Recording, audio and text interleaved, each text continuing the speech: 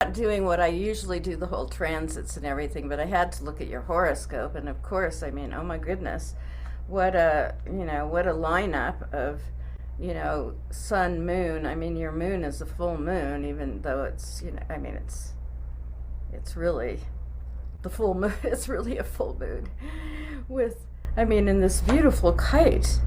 I mean, that's so beautiful. And your North Node, this is, in Leo with the goddesses, so I just put in, because I can't do all of the, and I have the stars that I look at. I always look at the 4 royal stars and Sirius, and it's like I can only take on so much. Because so I did the deck. But what really jumped out at me was your North Node in Leo with the 3 of the 4 asteroid goddesses that I feel are the feminine aspects of the elements that are helping to birth the new Earth. So you have, you've got, as Ceres, Vesta, Juno, really close to your North Node in the 11th house. You are helping to bring light to the feminine, to the goddess. I mean, that's what I, and then you've got Pallas Athene in your 10th at 0, so I mean, those are what jumped out at me as the goddess energies, and then to have your Pisces moon with Chiron and Jupiter. It's like bringing light to bringing the wound up, but also the keys. That's how I see Chiron, that brings the keys to heal the wound around the feminine being cut off and being free, Jupiter, to express the wisdom. And Sedona, the goddess of the sea, is arising, and there you have her, in your 8th house. In Aries, of course. I mean, that's kind of what jumped out, and then your sun rising in Virgo. And Saturn, so close to your South Node in Aquarius, it's like you came. When I always look at, when I see planets conjunct the South Node, that it's kind of like what they say in evolutionary astrology, skip step, but it's kind of like, oh, I have to get this. I have to be the teacher of the Aquarian consciousness, of the new consciousness. I came to do this. I've been doing this in the past. And then, looking at the square from Venus to the nodes, which is I didn't even know evolutionary astrology was a thing until I met Linda, because I used to go to conferences, in LA all the time, and then I moved to Sedona 35 years ago, and I just kind of was into my, thing, and then it was like, oh my gosh, it's a system now. and I was like, oh, how interesting. I mean, I loved listening to Jeff Green and having his books and everything, but I just didn't know that it had become like a whole system, right? And so, I mean, looking at that skip step, that you have Venus and so close to Neptune and Scorpio, so there's so much in your horoscope that's about bringing light to the feminine, bringing light to that which has been cut off and lost, which I see Sedona as, and bringing it to the surface to help in this evolution. Of course, you were born with Uranus, Pluto, not exact conjunct, but they're conjunct enough, in the 60s, when it was like this revolution of consciousness. It's like, I always see like your soul grouper in the 60s coming, oh, look, they're doing 11s, and this, where they're bringing in the Aquarian age, you know what I mean? Oh, let's go, let's make the earth a safe place, a healthy place, Virgo, we're going to help do this. And it's like, whoops. I feel the asteroid belt, like many do, that was a planet, and that's why and I feel Chiron was the big chunk of it, that moved.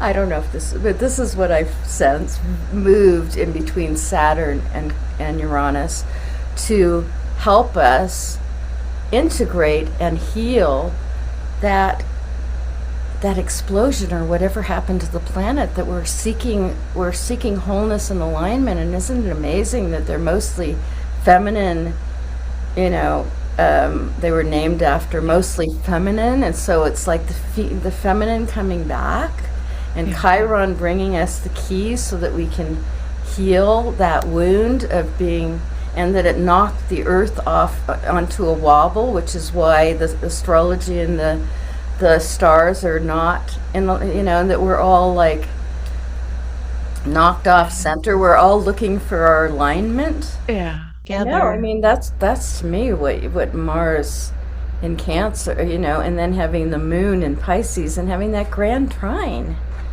a kite that flies. That I mean, your chart reads your destiny is to bring light to the goddess, to the images that came to you, Pisces, all the water.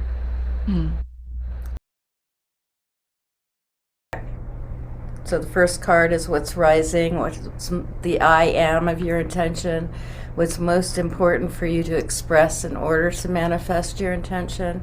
And then I put the 13th card in the middle, which is the most significant one. So the first card is, I love that, because it's the earth. It's about grounding your spirit. And I put the earth in the horoscope. Because my teacher in the 60s always put the earth as opposite the sun, and that helped me a lot, being a Libra, which is not a good place for the sun, as you know. That my earth is in Aries, like, oh my gosh, I had 2 Aries sisters, and I was in the middle. You have to be more of an Aries, which does not come naturally to me. It's like, but I want to do it with them, and I want this person to, not me, right? And so to me, the earth sign, and your earth is in Pisces at 20 degrees, bringing the group consciousness, or in the feminine. Both of them were like, the birth of the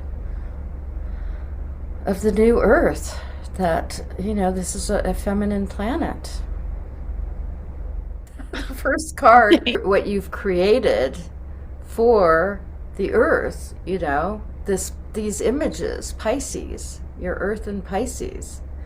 So I am here to bring it into manifestation, for it to be seen and felt and expressed. And so then the second card in, the second house, so I see the second house card is I have, knowing what you have, know your values, and you have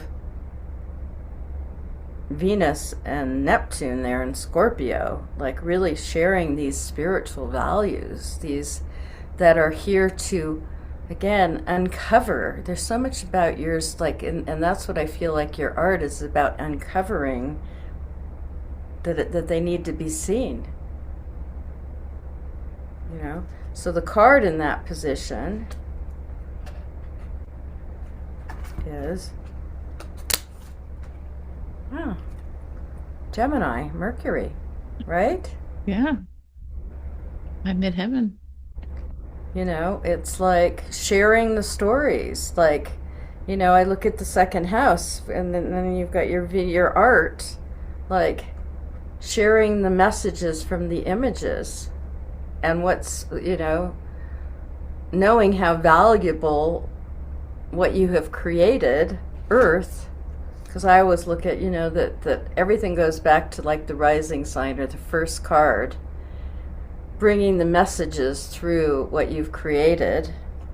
And so it's really about getting the word out. And I don't know if you've written with the images, or, what I'm getting with this. It's like, I don't know, like even a book with images and then writings in it. I mean, for me, the Uranus Sedna is going to be conjunct Uranus for quite a few years now, because Uranus isn't going to move that fast, right?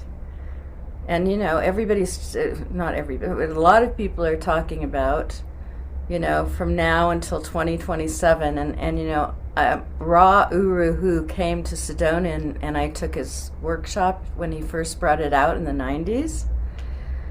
And, I was just starting to do astrology professionally, and I was like, oh, I really love this, but I can't get into a whole nother system when my whole life, since I was 16, it's been astrology, and it's like, oh my gosh, I just have to, but I felt like and friends of mine, and I do love that system.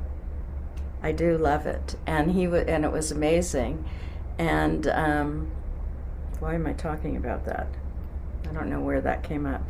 Oh, because of 2027 and the Gemini, Uranus and Sedna being so close together until 2027. And as he shares that we're going into mutating into the, what does he call it? The serpent, the phoenix, in 2027. And it makes sense with our astrology too.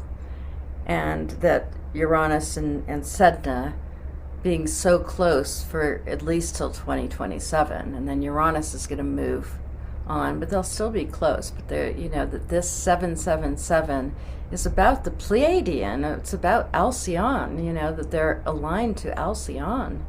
That it's bringing to light the seven sisters. The seven. There's so much about the seven. So for you, this card, Gemini, is like, you're meant to get the message out, your art out. It will happen as you network, as you connect with people. It's really important. It's like this temple of the stars to be created. I just want to see this beautiful dome with, that, yeah. That's all about beauty and art and Venus and love,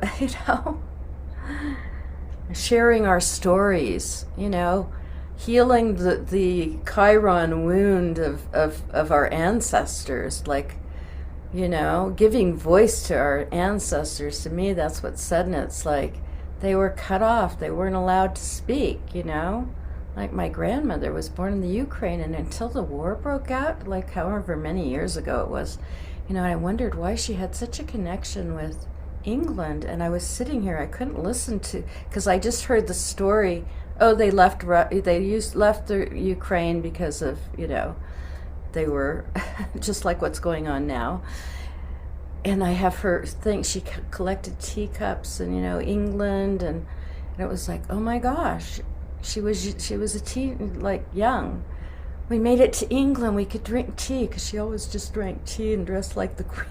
She even flew. They never, they didn't have planes to go to the Queen's coronation, like, And I just got the story. Oh, we made it to England. They loved us. We were free. We're going to make it to America, right? All of our ancestors have this story, right? Especially being an immigrant to America, it was be silent and stay low, stay hidden. Especially girls. Who are you to be talking? So there's that. So thank you. I know, and she never spoke about any of it. It was like it didn't even exist, right? Like it wasn't until the war, and I looked at the teacups, and I was just sitting here because it was like, oh my gosh, I just heard this. Like they left because they were always getting thrown out of somewhere. Yeah.